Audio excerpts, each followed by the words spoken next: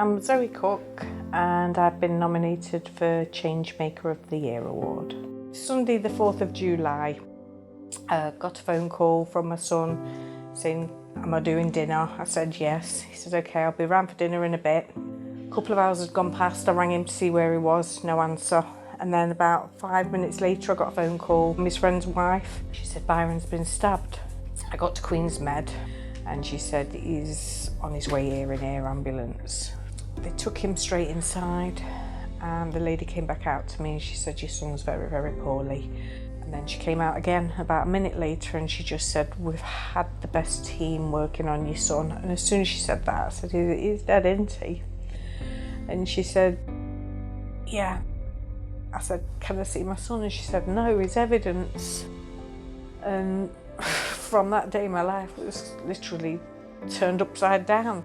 So I started kind of scrolling the internet after it happened, thinking, you know, surely something could have been done to save him. I came across the bleed control kits and I saw that they actually control the bleed until an ambulance gets there. It's not just for knife crime, they're for any bleed.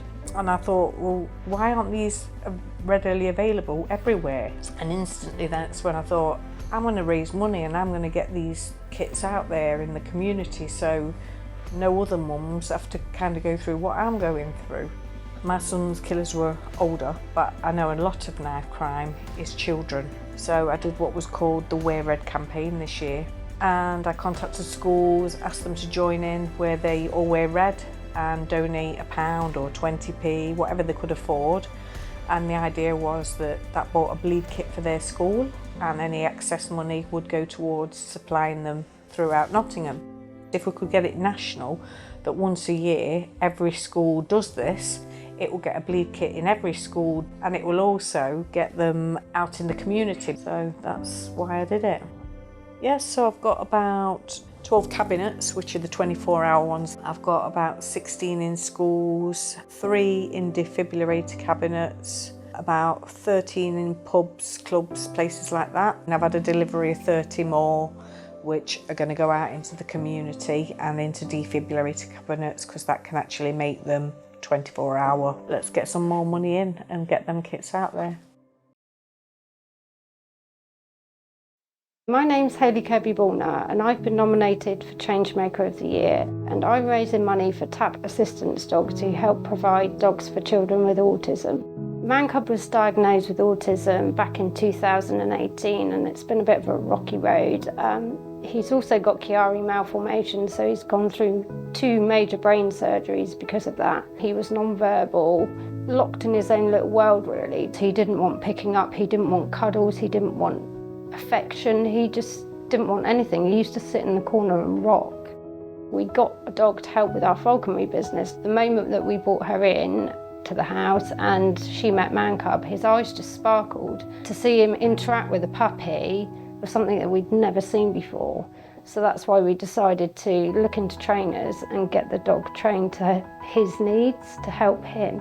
I suppose it was just a dream that I had, that this dog had changed our lives so much for the better that I just wanted to be able to give that back to other families that haven't got the money behind them to do that. TAP dogs are trained to each child's specific needs because no 2 children are the same. So the big aim for TAP is to expand out to other counties, because at the moment we mainly use Hampshire area because our trainers are based here. The new dog that's coming up, Flynn, he will be put out to different counties as well because we've got some other trainers working with us. So eventually I hope that there'll be TAP dogs all over the UK.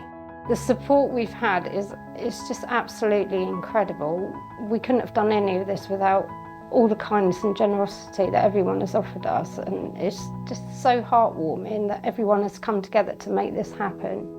I just feel that it's just such an incredible achievement, what we have managed to achieve, considering we started this during lockdown. I mean, Mancub spends a lot of his time in here and it's his calm, happy place. And there's always something to be made and there's always his peoples waiting to see what he's made for the day.